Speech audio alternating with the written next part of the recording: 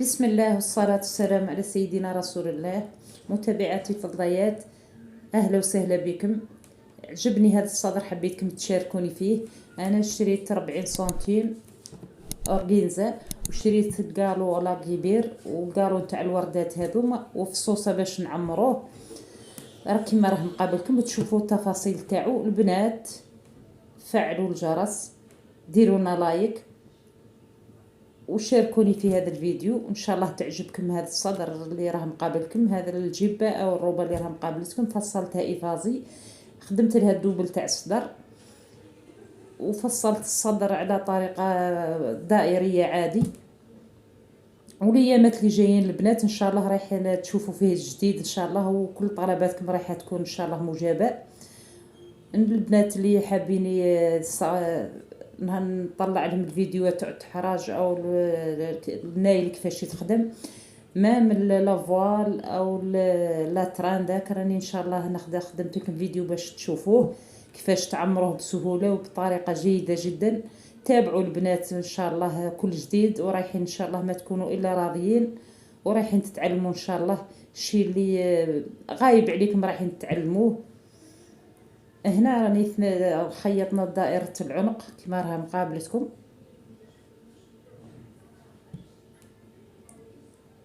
نخيط الدوبل اللي مدوبلين به الصدر ونسورجو، ودائما الخيط اللي نخيطو به يكون نفس الكولير. نثبت الصدر، ودائما البنات السورجي والمكوات تكون حاضرة معكم، كل وحدة وطريقتها. الصدر اللي خدمته من الأورغينزا راني ثنيته على 2 وفصلته بشكل دائري خفيف خفيف، ما كبرتوش الدوائر تاعو، وثنيته على الوجه نتاعو، وعاودت خيطته على الطرف، ودرت له دران تاع قطن حددته باش عطالي الشكل هذاك اللي راكم درك تشوفوه. وهنا رانا درنا السورجي كما راه مقابلكم، ودائما المكوات باش تجي الخياطه نتاعنا جميله. وتثبتيه هنا، ما تحتاجيش باش تخيطي الدوبل هذا اللي درتيه او التبطين، رايح يتخيط مع الصدر، رايح يشدوا الزينه اللي نزينوا بها الصدر. الفتحه نتاع الصدر رايحه تخدمي عليها الفتحه نتاع الاورغينزا اللي درتها، تفصليها عليها وتخلي سنتيم زياده على الروبه اللي راه الصدر اللي مقابلك. كي تدخلي داك السنتيم تجيك المقاسات كيف كيف. وهذو الوريدات تقطعيهم مش شرط بالكولار هذا، اي كولار يعجبك تقطعيهم، تنحي لهم دوك الخيوط ودوك الزيادات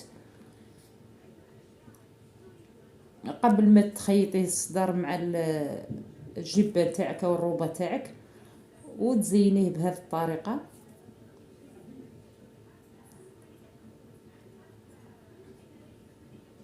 انا قطعت هذا الوريدات ودرتهم، واشتريت هذا الفصوصه الحموره اللي راه مقابليكم موفلو نفس الكولير، وتسد فيهم قبل ما تخيطيهم مع الصدر تاع الروبه.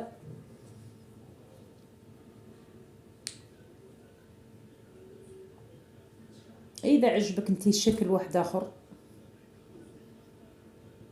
اي شكل ثاني تقدري تزيني به. انا ناسبني ليه هاد الوريدات جاو مناسبين. والصدر كما راه مقابلكم جاي كي نكملوا ان شاء الله، وتتبعوا معايا كيفاش تشوفوه. ونثبتهم هنا، نخيطهم بالابره، نديروا خيط نفس الكولير تاع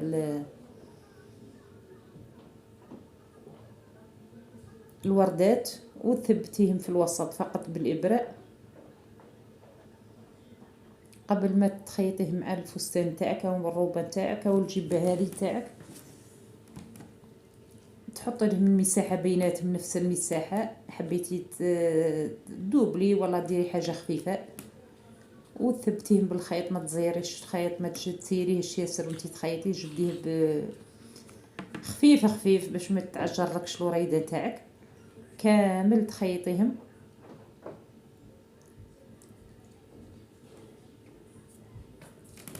تبعيهم وحده وحده تخيطيهم، تخلي مساحه تقريبا 3 سنتيم بينهم وبين الخياطه نتاع العنق.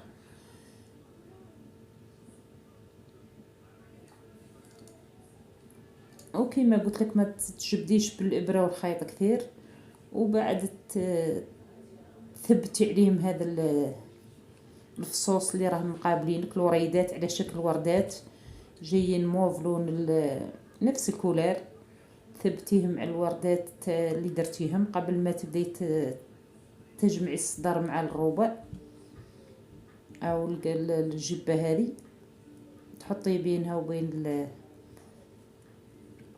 اللصقه باش ما تخرجلكش تشوه لك القماش. قطعه تاع قماش ثانيه ولا كرتونه ولا حاجه ديريها وثبتي فوقهم هذا الفصوصه، وتحافظي على المساحه نتاع الكتف هذوك 5 سنتيم تخليهم، وكي نشفوا مليح تشديه من الوسط في وسط الصدر،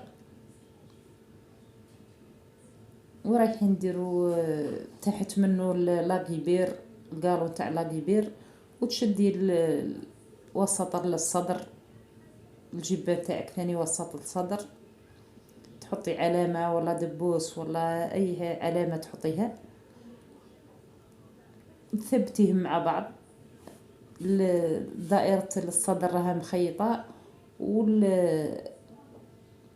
القالو هذا اللي خدمناه ثاني راه مخيط اللي راح نزينو به كما راه مقابلك، وتحطي الطرف على طرف الرقبه.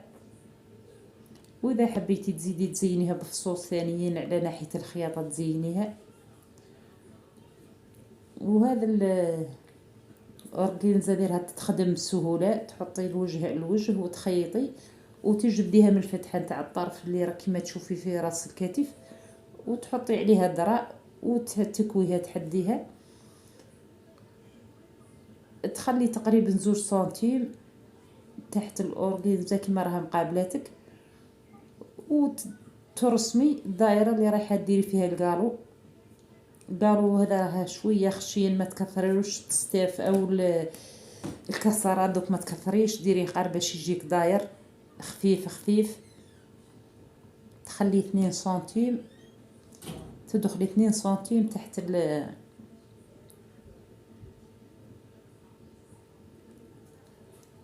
الطبقه الفوقانيه، وديري علامات تتبعيهم بالخياطه.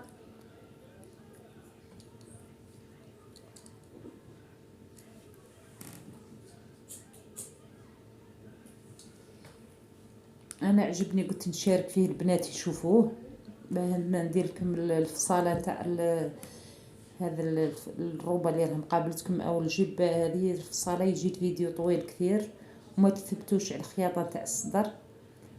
فصالته راه جايه عاديه، فصالتها جايه عادي يفازي عادي.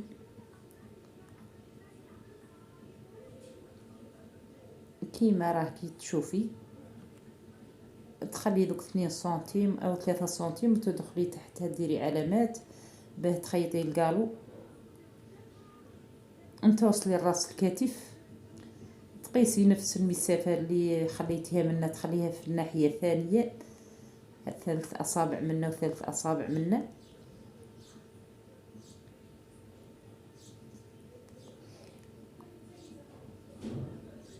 وتبداي تخيطي كيما قلت لك الدوب اللي رانا دايرينه لداخل راه ما يحتاج باش تخيطيه، فقط ثبتيه بالدبابيس ورايحه تشدوا الخياطه نتاع الصدر. والصدر ما شاء الله راه جاي تحفه هايل.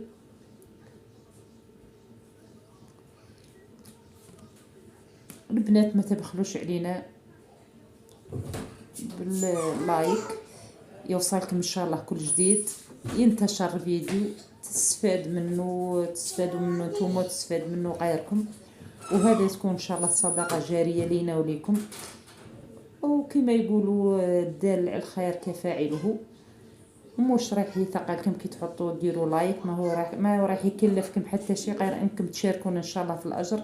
كاين الكثير من خواتاتنا والبنياتنا اللي يجوا تجيهم صعوبه شوي في التركاب هذا نتاع الصدور او زينه الصدر، ولو بشي بسيط احنا ويدو منا اي فكره ولو قليله كي تعلموا منا غرزه فقط نتاع خياطه نحمدوا ربي عليها. وشاركونا البنات في الاجر. ما شاء الله حباباتنا راهم كثار. لايك مانيش نشوف فيه كثير. ديروا معنا البنات النية.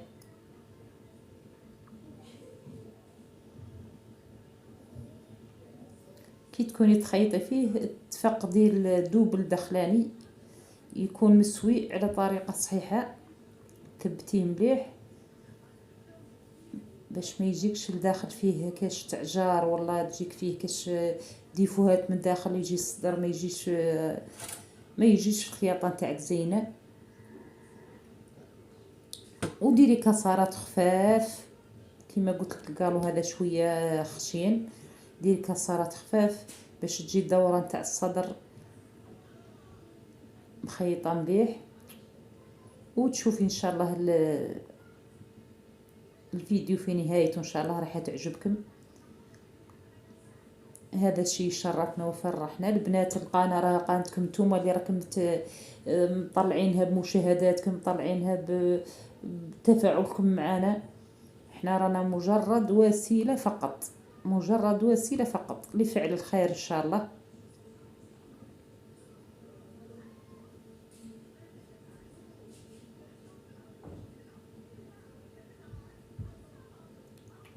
تخيطي على طرف العلامات اللي درتيهم. واذا كان القالون تاعك دونتير من الخفيف تقدري تدوبلي اكثر من هذا، تسد فيه مليح. وحتى هذا القالون اللي رانا درناه تقدري تحطي عليه درع وتهديه بالمكواة. كي تكملي الخياطه نتاعك راح تكوني مبسوطه كثير بخياطتك، ويجي الفينيسيون تاعك خدمه زينه. ولو ما يكونش عندك المكواة تاع البخار تقدري تستعملي المكواة العادي فقط، تسخنيها وتشمخي الدرع اللي تخدمي به وتكوي فوقه. ما هيش كامل الناس متوفرت لها بعض الوسائل، كل وحده ومجهودها وكل وحده وش عندها. المهم الاراده، والمهم الانسان ياخذ الخبره، ياخذ الفكره، يكون متحمس للاشياء اللي حاب يتعلمها.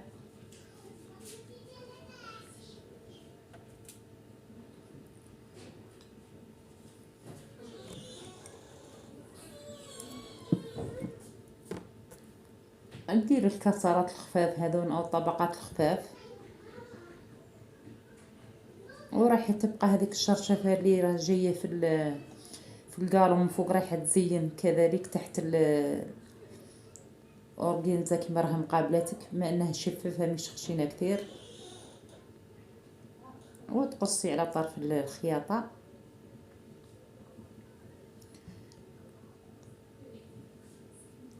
انا اعطيتكم فقط الفكره، انت تقدري تستعملي اي فكره. الله ما شاء الله عليكم، راها افكاركم تفوق افكارنا بكثير.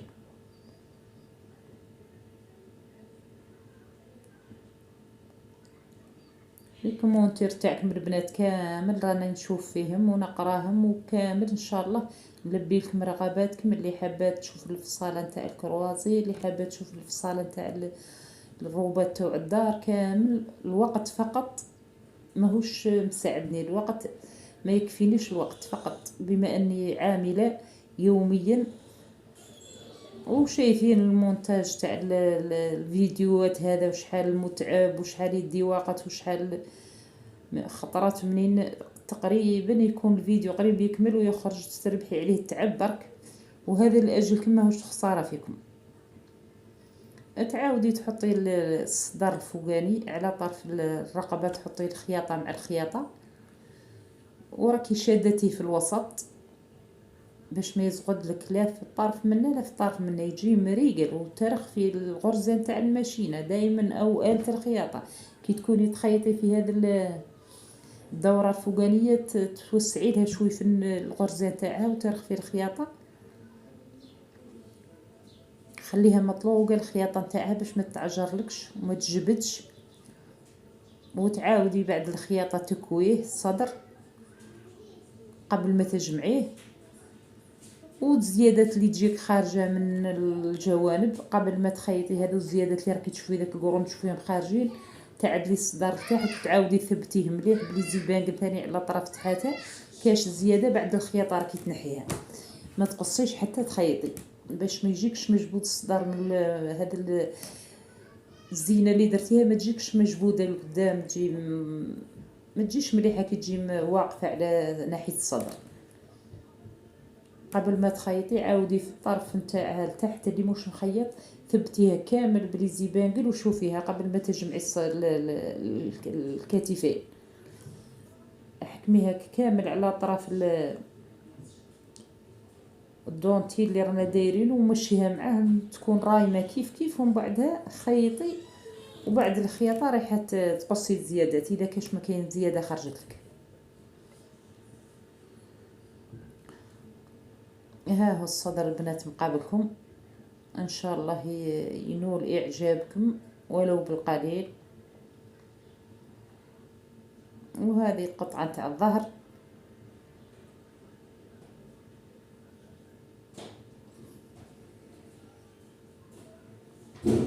نتوما البنات ما تجمعوش حتى ثبتوه بلي زيبانقل في طرف الصدر من تحت، ثبتوه وتشوفوه يجيكم الخياطه نتاعو ثابته. هانا جمعناه كما راه مقابلكم في وديعة الله البنات، وترقبوا منا ان شاء الله فيديوهات جايين، وشجعونا البنات نحتاجوا تشجيعكم. في وديعة الله، نلقاكم على خير حبيباتي.